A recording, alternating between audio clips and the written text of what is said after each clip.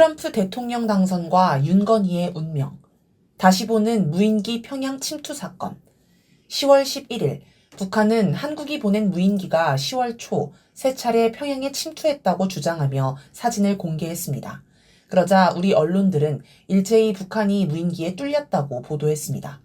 그런데 뚫렸다라고 표현을 하려면 상대가 아예 침투 사실을 몰랐거나 알았어도 격추하지 못해야 합니다. 예를 들어 북한 무인기가 서울 용산 상공까지 날아와도 이를 격추했다면 서울이 북한 무인기에 뚫렸다라고 표현하지는 않을 것입니다. 이런 기준으로 보면 북한이 무인기에 뚫린 게 아닌 것으로 보입니다. 일단 북한은 무인기가 세 차례 침투했다는 걸 공개했고 사진도 찍었습니다.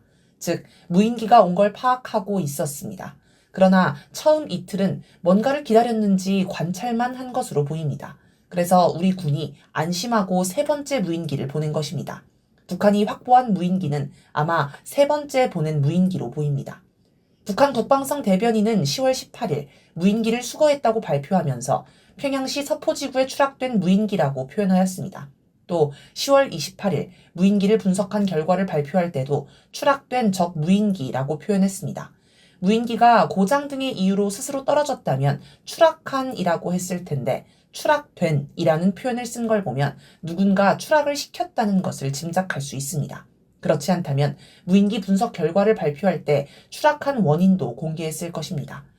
북한이 무인기를 추락시킨 방법은 알 수 없습니다. 2011년 이란이 미국의 최첨단 스텔스 무인기를 납포한 적이 있습니다. 당시 전문가들은 납포 방법을 여러 가지로 추측했습니다. GPS 신호를 교란해 무인기가 자기 위치를 혼동하게 했다는 주장부터 미국 공군 기지를 해킹했다는 주장, 미군이 무인기에 보내는 착륙 신호를 흉내내서 보냈다는 주장까지 다양합니다.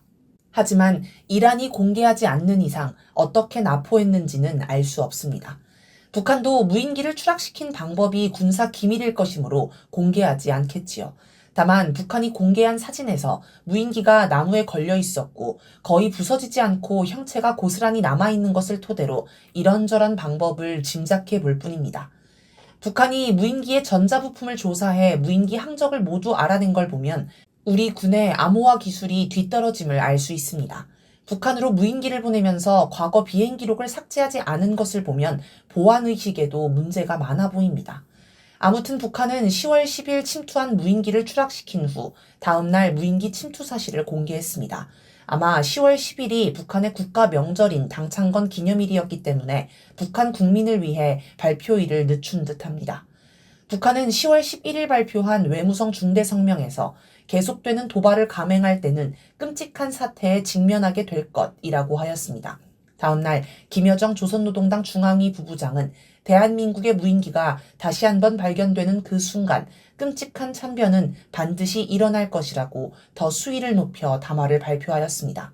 13일에는 국방성 대변인이 처참한 괴멸로 이어질 것이라고 경고했습니다. 이런 상황에서 윤건희는 어떤 선택을 할까요? 윤건희의 선택. 지금 윤건희는 최악의 위기에 빠졌습니다. 지지율은 10%대로 떨어졌고 탄핵 찬성 여론도 70%에 육박합니다. 정권 몰락 조짐이 보이자 여기저기서 부정, 비리, 범죄 의혹이 터져나와 이미 탄핵 사유가 충분한 지경입니다. 윤건희는 그냥 대통령직에서 물러나는 걸로 끝날 수 없습니다. 탄핵, 즉시 감옥행입니다. 윤석열은 검사 출신입니다. 수많은 사람들을 감옥에 집어넣은 사람입니다. 감옥에 가는 것의 공포를 누구보다 잘 알 테니 절대 감옥에 가려고 하지 않을 것입니다. 김건희는 술집 접대부 출신이라는 이야기가 있는데 최재형 목사가 면담하며 몰래 찍은 영상을 보면 정말 그런 것 같은 언행을 보여줍니다. 복잡한 생활 경력이 있다면 감옥 사정을 주워들을 일도 많았을 것입니다. 역시 죽어도 감옥에는 끌려가지 않으려 할 것입니다. 감옥 가는 걸 죽기보다 싫어한다면 지금 윤건희가 선택할 길은 전쟁밖에 없습니다. 젤렌스키 우크라이나 대통령과 처지가 같습니다. 젤렌스키 대통령은 이미 대통령 임기가 끝났지만 계엄령으로 모든 선거를 중단시켰기 때문에 대통령직을 유지하고 있습니다. 이대로 전쟁이 끝나면 젤렌스키 대통령은 물러나는 건 물론 패전의 책임이 있기 때문에 분노한 국민의 손에 어떻게 될지 모릅니다. 그러니 절대 전쟁을 못 끝내고 자국민을 죽음으로 계속 몰아넣고 있는 것입니다. 마찬가지로 윤건희는 국민이야 죽든 말든 전쟁을 통해서라도 대통령직을 유지하고 싶을 것입니다. 그런데 윤건희가 전쟁을 하려면 미국의 입장이 중요합니다. 트럼프의 승리와 윤건희의 운명. 6일 트럼프 후보의 미국 대통령 당선이 확정되었습니다. 그것도 초박빙이라는 예상을 뒤집고 압승했습니다. 대선 전 여론조사나 언론 분석을 보면 초박빙이거나 해리스 민주당 후보가 우세하다는 의견이 다수였습니다. 물론 트럼프 후보를 적대하는 언론과 전문가들이 많다 보니 편향된 보도를 했을 수 있습니다. 그렇다 하더라도 여론조사가 무조건 조작되었다고 볼 수는 없습니다. 미국 대선은 경합주의 결과가 대선 결과를 좌우하는 특징이 있습니다. 그런데 대다수 여론조사는 주요 경합주에서 1%에서 2%의 초박빙을 이루었고, 특히 선거 이틀 전 발표된 뉴욕타임스 시에나대 여론조사 결과는 오차 범위 안에서 해리스 후보가 경합주 7곳 가운데 4곳에서 앞서고 2곳은 무승부, 1곳만 패배하는 것으로 나왔습니다. 그래서인지 트럼프 관련 주가도 며칠 동안 연이어 하락했습니다. 그러나 뚜껑을 열어보니 트럼프 후보는 경합주 7개를 싹쓸이했습니다.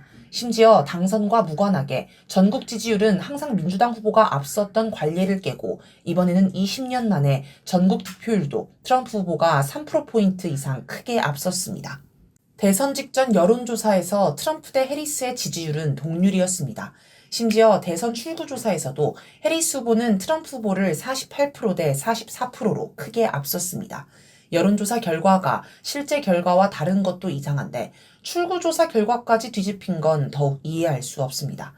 6일자 한겨레 보도에 따르면 미국 여론조사 기업들은 2016년 대선 예측을 크게 틀린 뒤 연구를 거듭했고 조사 방법을 새로 도입했다고 합니다.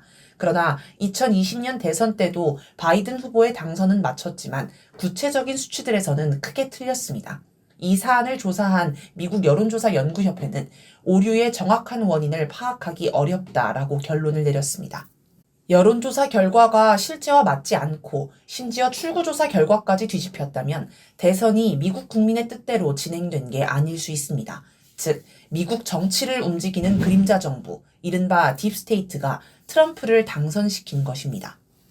흔히 미국의 민주주의 제도를 이상적인 제도, 완벽한 제도로 생각하는데 사실 미국 대선 제도를 보면 납득하기 어려울 정도로 비민주적입니다. 유권자 등록부터 후보 등록, 투표 방식 등의 빈 구석이 많고 주마다 투표 제도가 제각각이라서 도저히 선거를 민심의 반영 절차로 볼 수 없을 지경입니다. 그렇다 보니 누군가 선거에 개입하기도 쉽습니다. 그래서 선거 때마다 부정선거 시비가 붙습니다. 이번에도 트럼프 후보는 선거 전날 필라델피아에 선거 사기가 발생한다는 얘기가 들려온다며 음모론을 제기했습니다. 그러니 그림자 정부가 민심과 무관하게 트럼프를 대통령에 당선시켰다고 해도 충분히 가능성이 있는 얘기입니다. 그렇다면 그림자 정부는 왜 트럼프를 선택했을까요? 트럼프 후보가 내세운 것 중 가장 인상적인 건 자기가 우크라이나 전쟁을 끝내겠다는 공약이었습니다. 심지어 대통령 취임도 필요 없고 당선되면 24시간 이내에 푸틴 대통령과 젤렌스키 대통령에게 연락해 전쟁을 끝내겠다는 것입니다. 이게 그림자 정부가 트럼프를 선택한 핵심적인 이유일 듯합니다. 지금 미국에서 가장 중요하고 절박한 사안이 바로 우크라이나 전쟁과 중동 전쟁입니다. 지금 우크라이나는 전쟁 패배를 넘어 군대가 와해하고 나라 자체가 무너질 판입니다. 이스라엘도 위험합니다. 지난 이란 공습 때 방공망이 뚫린 게 드러났습니다. 이스라엘은 사방이 적이기 때문에 취약점이 드러나는 순간 벌떼 같은 공격에 무너질 수 있습니다. 우크라이나와 이스라엘이 무너지면 두 나라를 결정적으로 지원했던 미국도 위험합니다. 그런데 민주당 정권은 우크라이나와 이스라엘에 엄청난 무기를 대주면서 전쟁을 부추긴 장본인이기 때문에 이제 와서 무기 지원을 끊고 전쟁 중단을 요구하기 어렵습니다. 유럽도 동의하지 않을 것입니다. 이들은 일종의 공범 관계로 얽혀 있습니다. 아마 이들은 네가 먼저 전쟁하자고 해놓고 이제 와서 그만하자고? 우리만 죽어나갔는데? 테러 제재에 동참했다가 우리 경제도 박살났는데? 라며 반발할 것입니다. 그래서 트럼프 대통령이 필요합니다. 흔히 트럼프 대통령의 외교를 미치광이 외교라고 부릅니다. 어디로 튈지 몰라 종잡을 수 없는 외교라는 것입니다. 그래서 트럼프 대통령이 말도 안 되는 억지 주장을 해도 저 사람은 원래 저래 라고 다들 치부합니다. 미국의 외교 노선을 뒤집기에 적합한 인물이 바로 트럼프입니다. 아마 트럼프 대통령이 막무가내로 전쟁 지원 중단을 선언하면 우크라이나, 이스라엘, 유럽은 저 미친놈 때문에 더 이상 전쟁 못하게 됐다라고 두 손 들고 나앉을 것입니다. 트럼프 당선이 바로 미국이 우크라이나 전쟁과 중동 전쟁에서 손을 뗄 계기와 명분을 만들어줍니다. 이렇게 보면 트럼프 대통령이 처음 당선됐을 때도 비슷한 면이 있었습니다. 위기에 빠진 미국을 되살리기 위해 한국, 일본, 유럽 등 동맹국을 후려쳐서 강탈하는 역할을 트럼프 대통령이 맡았습니다. 이렇게 일방적으로 당하면서도 동맹국들은 저 미친놈이 집권하는 바람에 이 난리가 나는구나 라고 여겼지, 이게 미국의 노련한 동맹 길들이기라고는 생각하지 않았습니다. 미국의 그림자 정부는 미국이 어려울 때마다 트럼프를 이변처럼 등장시켜 재정비했다고도 할 수 있습니다. 미치광이를 내세워 미국의 심각한 위기를 덮는 역할을 맡기는 것입니다. 이렇게 트럼프가 한번 집권하고 나면 그 다음 정권이 동맹국을 약탈해도 그래도 그때 그 미친놈보다는 낫지 라며 동맹국들이 순응하는 효과도 있습니다. 자, 이제 트럼프가 대통령이 되었습니다. 그러면 한반도 전쟁이 절박한 윤건희의 운명은 어떻게 될까요?